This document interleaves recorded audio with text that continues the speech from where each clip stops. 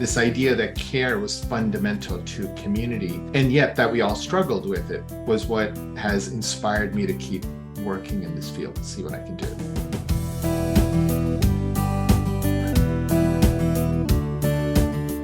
At Home with Growing Older is a nonprofit organization which believes in peer learning and creating discussions which bring the lens of aging to a variety of topics. At Home with Growing Older is proud to be your host of At Home on Air, a radio hour offering connection, community, and knowledge to our participants remotely.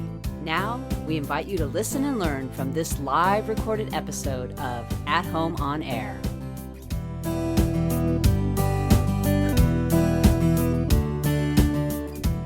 I am Susie Stadler, an architect and the executive director of At Home with Growing Older, who is the producer of this program, At Home on Air.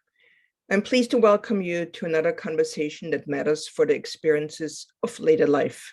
In this year's programming, we focus on the different ways to cultivate connection and our need for each other in later life. As part of this overarching year-long inquiry, we are presenting different perspectives and insights into caregiving relationships. Bob Stephen, ARP, eloquently introduced the topic in September, and tonight our guest Rajiv Mehta, a scientist and entrepreneur, will talk about the tools he has developed for making care relationships more visible and manageable. He leads the nonprofit Atlas of Care and for many years was on the board of the formidable Family Caregiver Alliance, a nonprofit based here in San Francisco. Thank you, Rajiv, for joining us. Our host is Jesse Gaskin, board member of At Home with Growing Older and user experience expert at Kaiser Permanente.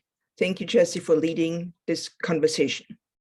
Thank you so much, Susie. And we're going to have a chance to talk about observing and visualizing our care ecosystem, the power of collective self-reflection, and moving towards what makes you thrive. So Rajiv and I worked together almost 15 years ago when I was at Deborah Design Office. And Rajiv, I remember the project for Zoom Life, that device you had created for tracking your activities was something that inspired me to work in healthcare and experience design. So thank you for that. And it's wonderful to chat with you again. Yes, I'm pleased to be here and talking to you again, Jesse. And it is amazing how our journeys have sort of stayed in this space over these last 15 years and so much learning along the way. I want to open the conversation with maybe a personal story. If you could share something in your life around caregiving. Yeah, just sort of being a human being. There are lots of such stories. There are parents getting older and passing away, aunts and uncles, but also, nieces and nephews who've had very serious illnesses at young ages, and of course, friends and partners. So whether it's autism or diabetes or Parkinson's or dementia or so on and so forth, just again, as a human being, as a family person, there's lots of such experiences. And yet, unlike many people in this field, it wasn't those personal experiences that drove me to this. It was sort of observing that this was a huge, societal need to help us do our care better. One of the questions a lot of folks want to know is, how did you get from being a tech entrepreneur to a caring space? So in some ways, I describe it as falling down the rabbit hole because I would not have expected this either. Much of my work in the tech space before at companies like Apple and Adobe was with really, really new innovations. So product categories that didn't even exist in the market. And so for that, most of these things began with essentially kind of ethnographic observations, seeing needs in the world that weren't recognized, and then seeing whether we could use technology to address these things. It was those sort of explorations that led me in the mid-2000s to talk to people in the world of healthcare.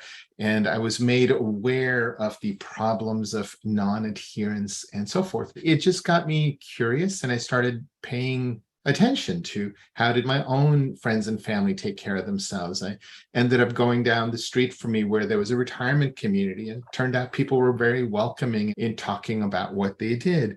So it was that same kind of deep ethnographic curiosity that led me into this. And one of the things that became really apparent to me was I was developing a view of care that was very different than the questions that the healthcare folks had been presenting to me. I started seeing health and well-being as being much, much, much broader than medicine. These are things that are obvious to people in this field for a while, but they were new ideas to me. We as human beings, care is fundamental to our being, and that we live such interrelated lives that all of us are caring for someone, being cared for, caring for ourselves, and that this idea that care was fundamental to community, and yet that we all struggled with it, was what has inspired me to keep working in this field to see what I can do. And in your work, you imagine that as a care ecosystem or a care map. Can you tell folks a little bit about how you think about care ecosystems and how they affect our lives? Yeah, one of the things that people often think of as a social network. There's a bunch of people that are connected to each other. And I soon became more enamored with the term ecosystem rather than network. It has both a sense of more richness to it, that there's many characteristics that may or may not be important, but also that it's an alive system. It's constantly changing. So I end up using the term care ecosystem. One of the things that happened about 12, 15 years ago was in visiting those families in the retirement community, talking to my own, I started becoming aware that we were talking about many people, appreciating that, yes, this woman was caring for her father who has dementia, but she was also caring for a child with diabetes. Hearing about these complex interactions led me to say, how can I visualize this? And so it led to the creation of a tool that now we use quite broadly that we called an Atlas Care Map. And it's basically a diagram of, in a person's ecosystem of care at this moment in time, who are all the people involved? In what ways are they caring for each other? How can you visualize that? It's very much a thing that happens at a moment in time. Tomorrow might be very different than today. So creating a map of what today is turns out to be helpful in understanding the situation today. In addition to the care map, what other tools are in the Atlas of Care? Before I answer your question, I'll describe how people have been impacted by the care map. Just a few little stories to get an idea, because it seems like such a simple thing. So I'll begin with, since here we are hopefully near the end of the pandemic, there was one woman who was around age 30 when she learned to draw her care map. And at that point, she had been dealing with long COVID for a year, really struggling with it. And as she drew her diagram, she included many friends and family, but she became angry as she realized the fact that barely any of them were helping her at all. She was very much alone with this. She also became really frustrated as she drew this reality of today, remembering what life was like pre-COVID, when she was strong, independent, just going. And that's when kind of the shoe dropped, when she had this huge aha, that it was her own fierce independence that had kept her from asking for, and in fact, accepting people's offer of help. So she was not getting much help because that's the way she was insisting the world should be. And the realization for her was she had to get over her own sense of ableism to allow other people to help her. What people discover when they draw their care map varies tremendously because our lives are so different. Another person, the first time they drew it, they drew almost nothing. It was a woman drawing it. She drew herself and her husband and her mom. And as she explained, she felt obliged to include her mom in the picture. But in reality, that was her view of what their life was like, that they both had serious health issues and really were alone in the world. And I knew, because I had been talking to them just that day, she had spent an hour with one therapist and had another doctor's visit. But from her point of view, these were obligations. These weren't really people caring for her. And so sometimes people's care maps can be really sparse. And sometimes it helps them see how they see the world. It helps others understand them. And it leads to different appreciation of things. And a last story, because not everything has to do with sick people. So I was working with a restaurant in Ann Arbor with their waiters and cook staff. And one of the people that participated was an immigrant from Colombia. And she told me a week afterwards that when she began to draw her care map, she felt very lonely. She had her husband and her children, but otherwise all of her friends and family are back in South America. And so she's alone in America. And yet, as she was thinking about drawing, she found herself including 3 or 4 of her coworkers, other waitresses. And it slowly dawned on her that over the previous 5 years, they had in fact become much more than coworkers. They were deeply intertwined in their families, that she in fact had a rich family here in the US. This was a huge aha to her. So what people see are different. Likewise, you were asking what are some other tools that we have developed. I'll just mention a couple of them. One, we call it body connection. Basically, it's a tool that helps you pay attention to different physical or emotional states over the course of the day. And I should mention that all of our tools by design, with a lot of thinking behind them, are pencil and paper based. They actually help you observe better, help you visualize better.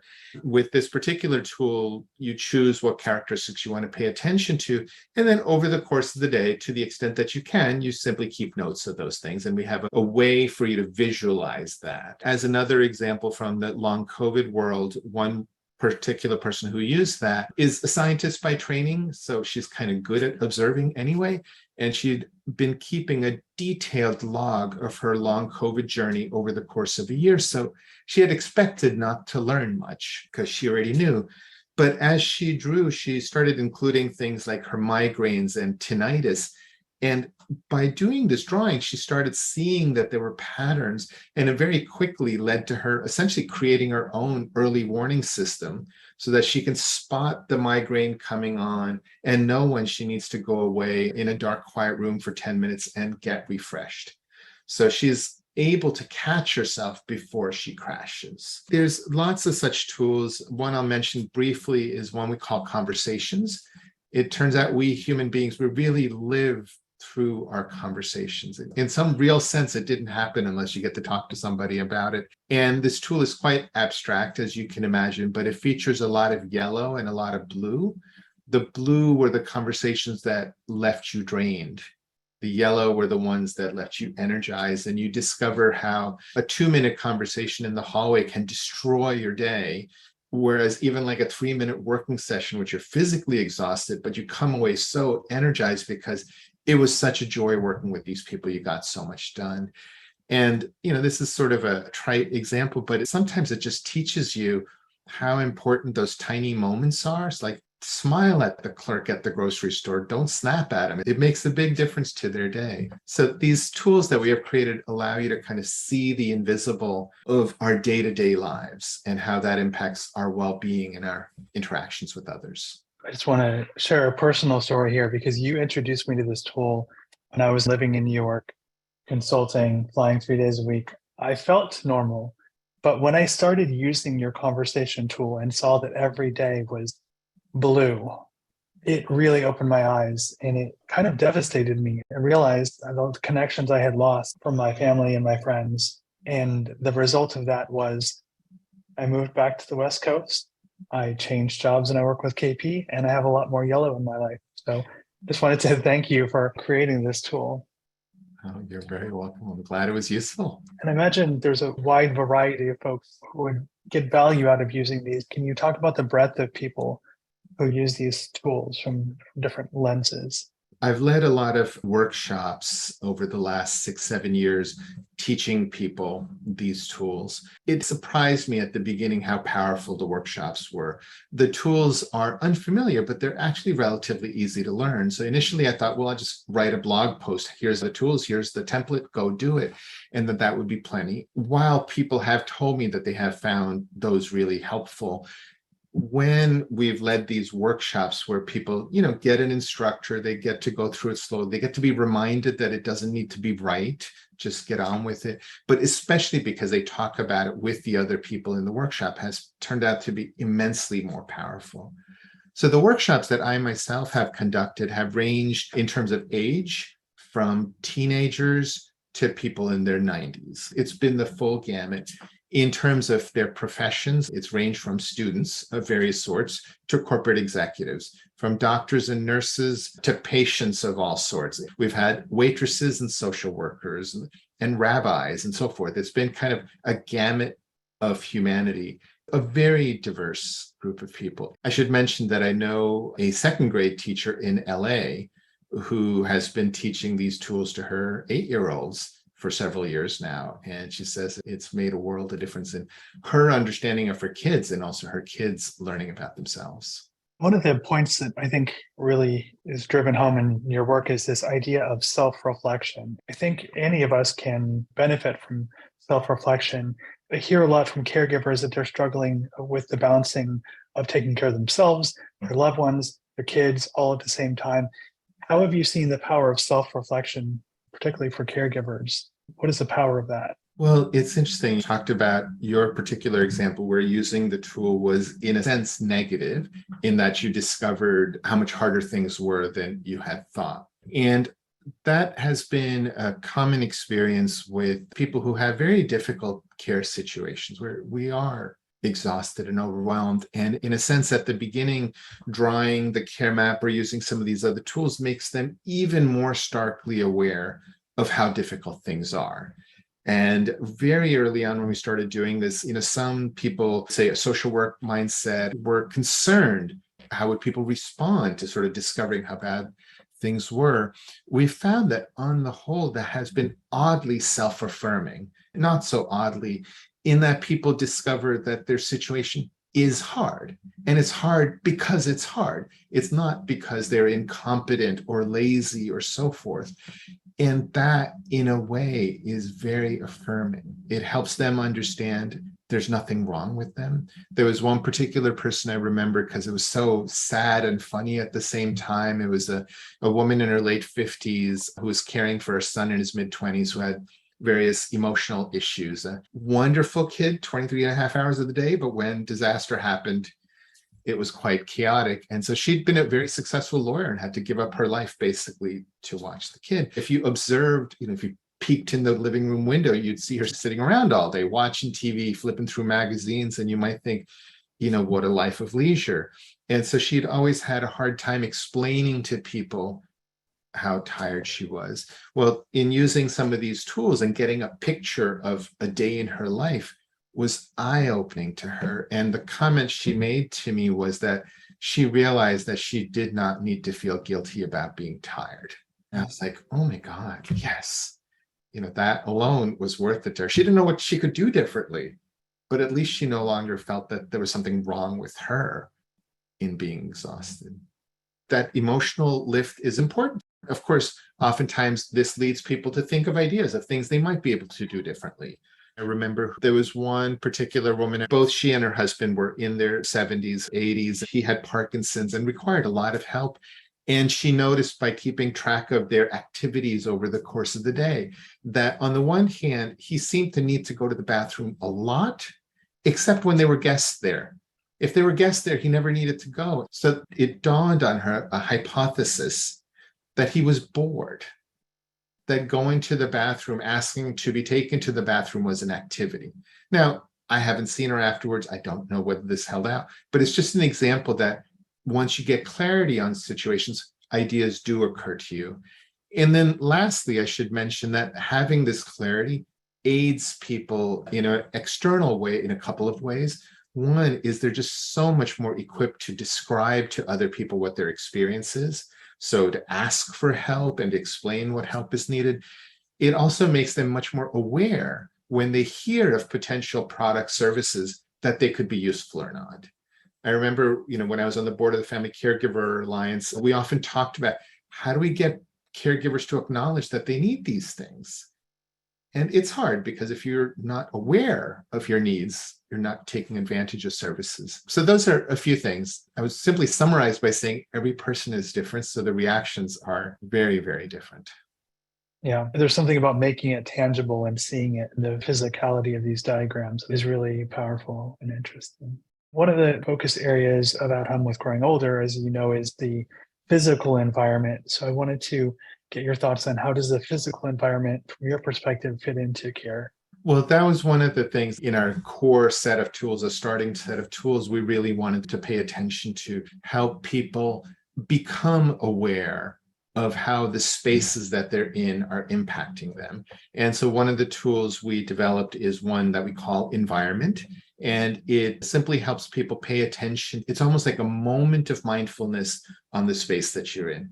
take a moment to think about the quality of the light, the quality of the sound, the clutter, smell, and so forth. What does the space that you're in feel like? And how is that impacting your mood? And how is that impacting whatever it is that you are trying to do? We created this tool in a way so that once you learn it, it's very doodleable, so that you can do it at a moment wherever you are. It was important to do this tool because we, in the design world, know how important space is to our ability to move and feel. We also know that there's a multi-billion-dollar industry on architecture and home design. So we know somehow this is impacting us. And yet most of us are not so cognizant of how space is impacting us. So when we've taught people to use this tool, we hear all kinds of interesting things. People are now more aware that the light bulbs they have around the house are different colors and they clash and they don't like the clash. We wondered how useful the tool would be when we're all stuck at home under COVID. But then we started discovering that, in fact, people notice that one corner of the room feels very different than another, never mind where in the house you are. One story that really stuck with me was one woman with a house full of family, everybody trying to work from home or school from home. She discovered, to her complete surprise, that her daughter's bedroom was the most productive when she was trying to do work. Turned out in their household, their teenage daughter was the neatest, and her room was decorated in some way that really resonated with the mom. And she found, oh my God, I'm so much more productive when I'm stuck with my laptop in here, which was, in her mind, kind of a funny discovery. But also more seriously, she thought, when I do get back to the office, here are things that I might want to change to make it much more conducive to me.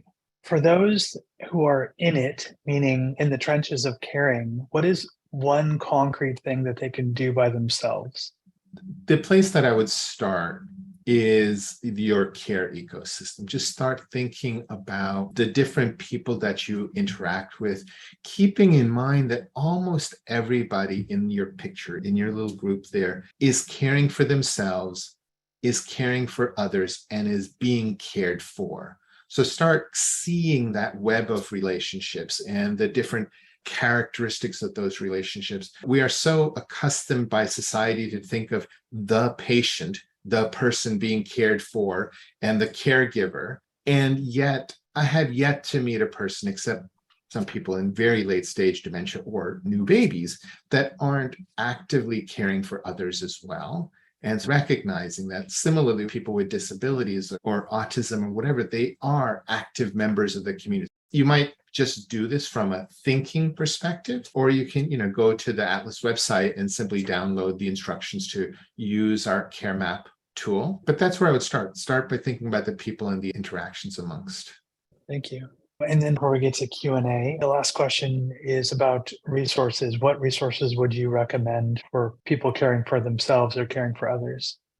In terms of my own organization, if you go to atlasofcare.com, you'll see right on the front page, there's a thing called Mapping Ourselves, which gives you access to the whole collection of tools. And there's very explicitly right on the front a link to Care Maps, because it's a great place to start. I would encourage anybody that has all sorts of family caregiving questions to go to the Family Caregiver Alliance's website, which I believe is caregiver.org. I'd start there. They have such a rich set of resources.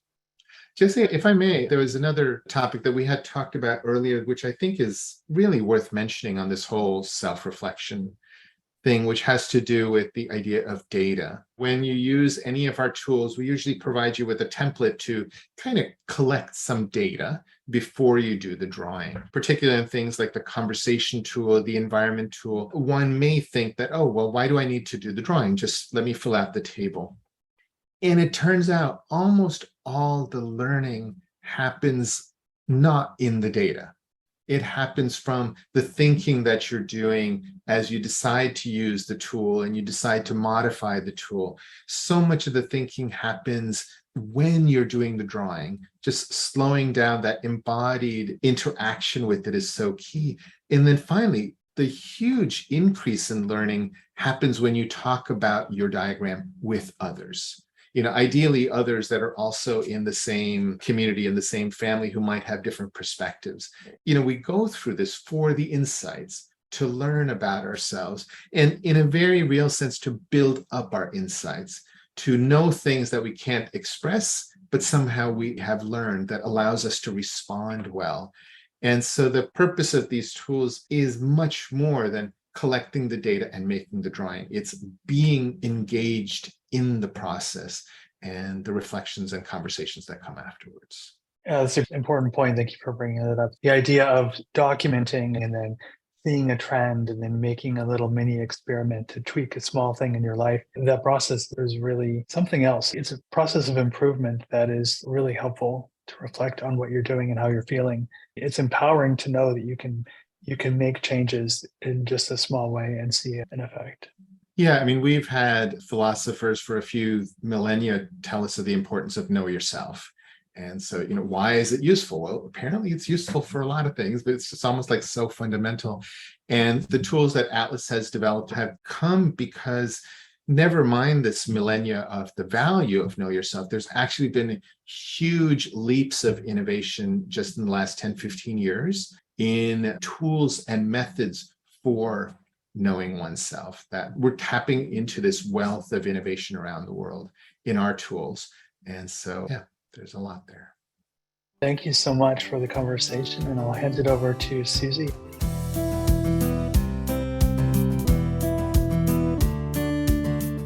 You are listening to At Home on Air. We are now switching to questions by participating audience members in this recorded live episode. If you want a chance to ask your question, visit us at athomewithgrowingolder.org and register for the next live episode.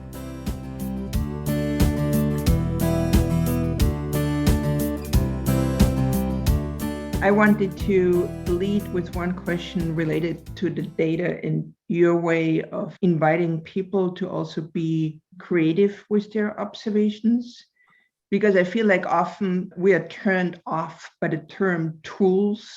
Tools seem to be something else to learn. What I loved about what you presented on your website is that it just starts with tapping into people's individual creativity, and this care map can look anyway. It's not prescribed. You can make little crowns on people's heads or embellish it in some way, but just drawing it is really important, and it's not intimidating. It really has a lot of flexibility built in, and the entry threshold is low. It's more the invitation to really reflect on who is part of this.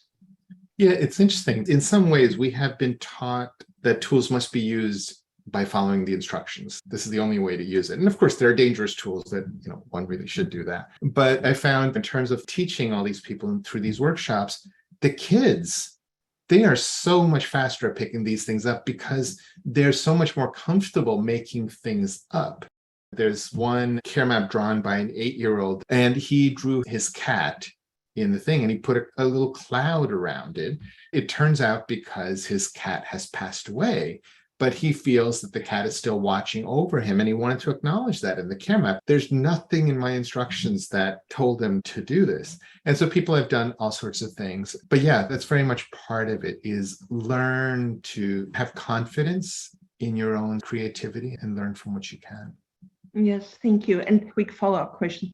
How many people or how many sort of living beings are normally in a care map? In your experience? So a couple of things. I have seen very sparse care maps. It gave one example of that young couple, both serious illnesses, and she only included her mother because she felt like one should. When I get a chance to teach people to draw their care maps, I encourage them to almost rush themselves. Just do it quickly. Just do what comes top of mind. Don't bother fleshing it out. And in fact, doing it top of mind allows you to pause and say, why were these people top of mind? Before you fill it out much more. Of course, sometimes I also encourage people to see that they forget someone obvious. And it's just funny how often people forget their spouses when drawing their care maps, because we're just there. Or sisters, apparently. Sisters seem to forget each other a lot. They just take them for granted. One of the interesting things when I have people just do it quickly, don't get too bogged down with it, is almost nobody includes health professionals in their care maps. There's practically never doctors or nurses. Now, there may be doctors and nurses, but they're brothers and uncles and things like that. And this is true even for doctors and nurses who draw their care maps. And so you get an idea how in our day-to-day lives, who are the people that are there. Of course, if one wanted to, you could fill a wall-sized piece of paper with more and more and more people. And it gets a point where that's not very useful. As is true for any map, any diagram, it's a distillation of reality, not reality. And so you have to discover for yourself, where does it make sense to stop? Thank you. So Rachel asked, the implications of the tools seem very psychological by nature. Do therapists use your tools to help people find insights about their lives? On the whole, the honest answer is I don't know. We have very much developed these tools in a sense for people, for themselves, for their families, as opposed to with professionals in mind. Now, I know that because I'm an advisor to various research institutions that are using care maps in their research for healthcare purposes. They're investigating how could social workers use these? How could nurses use that? We quickly in the process discover all sorts of problems. The healthcare system is not actually set up to see the families that exist as opposed to the families that are legal. My wife works with homeless people in San Francisco, and in those tent communities, they have a very real community, but those aren't people that the health system can acknowledge. And so there's real challenges depending on where in the professional world you are about using these tools. But on a more positive note, yes, definitely. There are many therapists who have told me about how they find this tool so useful to have these conversations with their clients. Thank you. And also, Rachel asked if you could share a care map so she understands better what this is like. It's just stick figures and arrows pointing to each other because this is my level of drawing skills. And then different types of arrows, sort of dashed or dotted or solid or heavy, kind of imply more or less involvement. There's also kind of a geographic sense in that the people that are close by are nearby geographically, whereas people at the edges of the paper are further away, maybe across the ocean. So it's very simple in that sense. On our website, on the care map page, there are many examples. I wanted to read Eleanor's question or comment. When my husband and I were in our 60s, we found ourselves caregivers for all 4 parents. All had paid help, but there were Sundays off when we had to be there, and both of us had conflict with our siblings. My friends were supportive to talk to, but they couldn't help. Hoping to do better for ourselves, about 10 years ago, we formed a group of 4 couples, the Quartet, and exchanged house keys, children's contacts, etc. We continue to meet, but now in our late 80s, it has become apparent that we cannot provide significant help. One couple has a demented husband and she's primary caregiver. One couple is failing physically. All are reliant on their children, and we will be too in the future. I think there are limits to what your friendship contacts can do for you in one's 80s, even if these have been rich friendships. What do you think? Well, Eleanor, I'm in the same boat with my mother. My father passed away 2 years ago, but my mother is living by herself and she is 87. My father-in-law lives not too far from her, but he's 93 and he's alone. These are very real issues. There's no magic solutions to this. I've been in the US most of my life, but there's extended family back in India and they struggle with it too. I mean, we kind of romanticize the idea that with the extended families and living in much closer quarters, that perhaps there's more help, but they deal with that too. It is a challenge. But Rajiv, would you think that it would be interesting for Eleanor to draw a map of all these relationships, which would include, of course, professional caregivers too? I mean, it's not just about family caregivers, no? It's also about professional caregivers. And if she did, what could she potentially learn from it? Yeah, so I think it would be helpful just to get clarity on it, but I can't promise what she will learn from it. That's the real challenge here. Again, from my experience, many people have discovered things by going through the process. Even if it boils down to being able to talk about it more easily, about the reality of things. but there can be no promises as to what kind of action you might be able to take from that. Thank you. Another question. It seems like it would be best to have a facilitator help to interpret your reflections and drawings. What do you recommend to make the most out of interpreting your own data? So interesting. She asked that. In the workshops that we run, we don't. We encourage people to figure out their own interpretations and reflections. When we've had workshops where the people in the room are not, if you will, a collection of strangers, but are people known to each other, it works even more. A lot of conversations that happen there amongst themselves is where the ideas come across, but also they come across over time. So, at the end of a workshop, you might have some ahas. I encourage people to not get too enamored with their ahas, with the idea that their new insights may not be all that much accurate than their old insights, just differently off, that it takes time to keep observing the world. And that's why we encourage people after they've drawn their care maps to sit with them for a while, but also to go and share the drawing with others that are on your care map and hear their perspectives and be open to the idea that their perspectives may in fact be very different. And so teach yourself to reflect more deeply. If I drew my own care map, sometimes I would take liberties by assuming that somebody would take care for me if I asked them. I don't know. So I'm wondering then if drawing a care map would then also sort of initiate a potential ask, a planning ahead.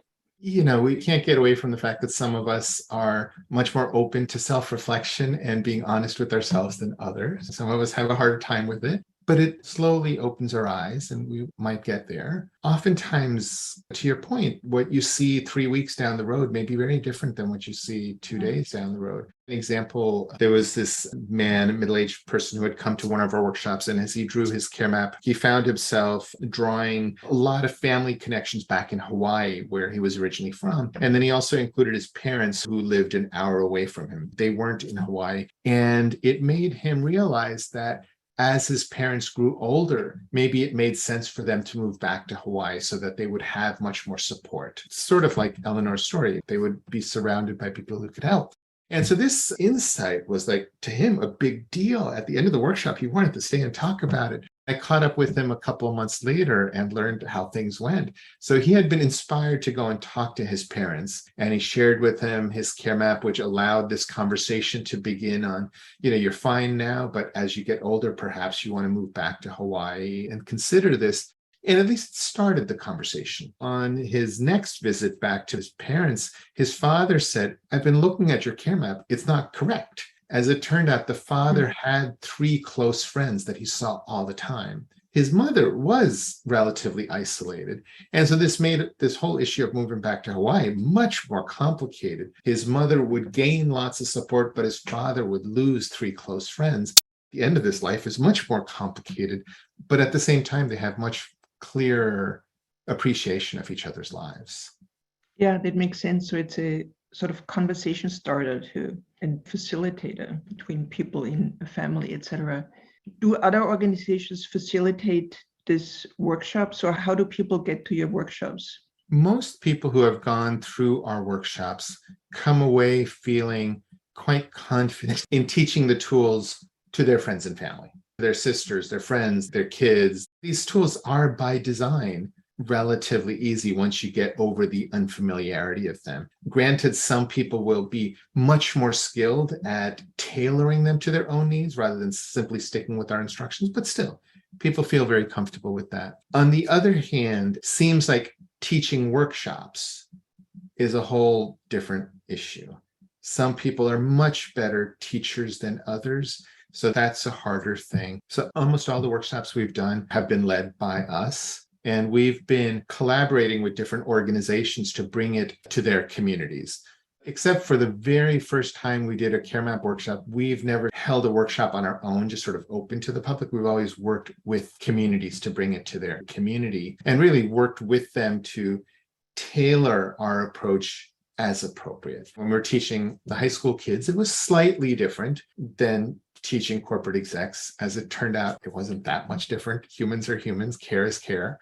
So it's been very slight tailoring. sometimes just in the words we use as opposed to the real concepts. So that means it's an easy, accessible tool, and it would be an invitation actually for people to go to your website, maybe meet with a group of people. Yeah, we've made the instructions as simple as we can. If some folks are part of organizations and they would like to bring this to their communities, I'd be happy to hear from them and see what we can do. Yeah, we might be one of them. I want to ask Howard's question. Can a family use the care maps as a way to understand their care relationships with each other, understanding visually the family network and seeing the places where care needs to be found from outside? So the gaps and how to prioritize finding this. That's a great question. So Howard, if you're going to do this, or if anybody else is going to do this, I would encourage you to, in a sense, not start off with a family drawing, but to have members of the family each do a drawing, because that is more likely to surface kind of these different perspectives and perceptions, and going through the process and then being able to have a conversation about, okay, now that we can meld these together, what's our rich view of things? Along the way, what I expect you will find, in addition to kind of the gaps, is the strengths that are perhaps not being fully utilized. Like the first story I told about the woman who had long COVID and she has all these friends and family, but none of them are helping, it turned out, because she wasn't allowing them. And I know when I think of my own family, there are people that are not involved because they don't know how to step in. They're really waiting to be asked. So you may discover that there are things like that. Also, as you go through it, it'll become much more clear the needs that cannot be met within that circle of people that are involved. And now you're in a better position to locate such things, to advocate for such things, or sometimes figure out how you're going to do without. But at least you can have that clarity.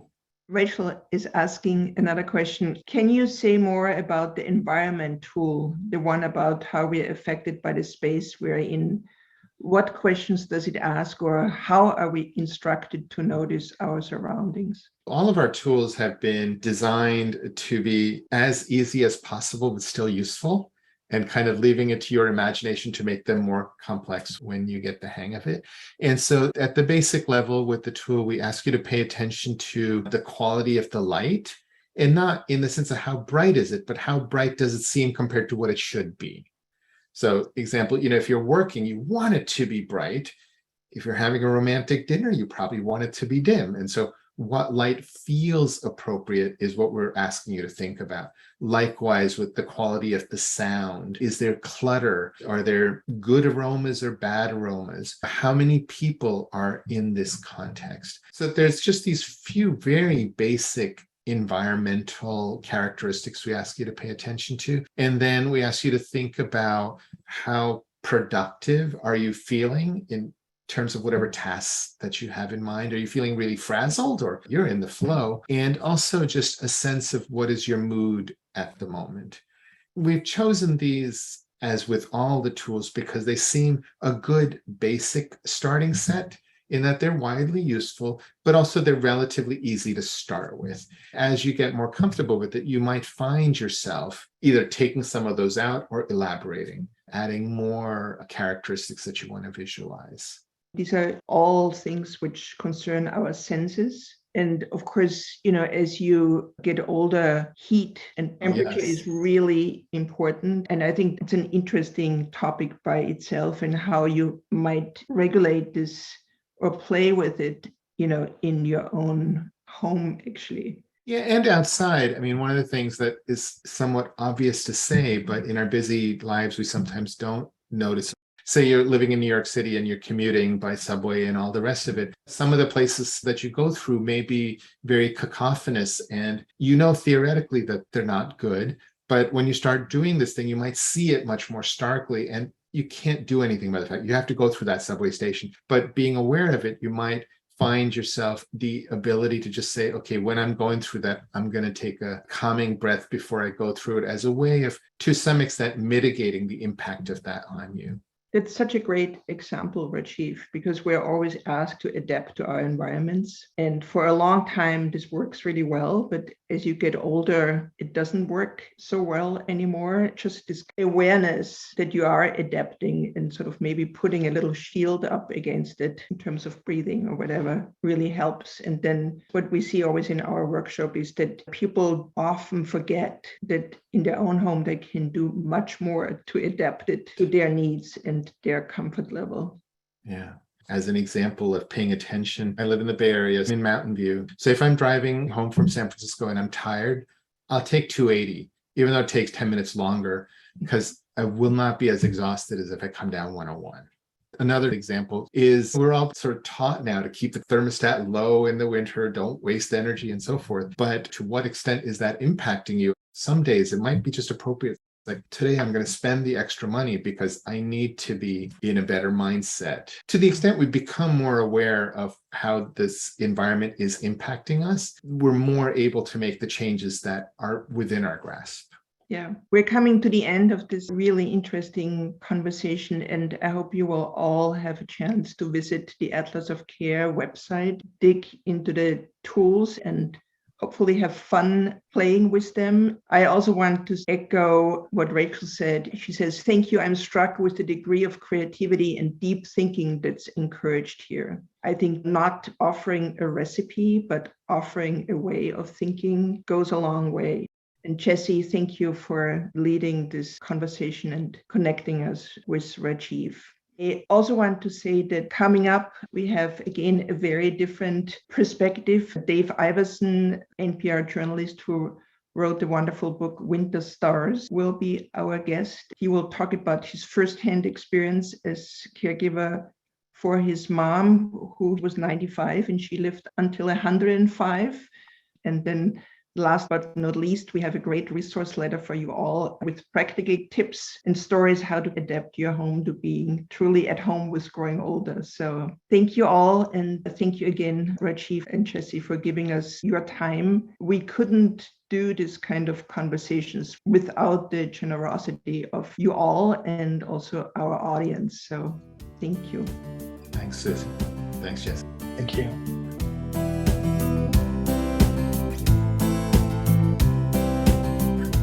This episode of At Home on Air was produced by the At Home with Growing Older team.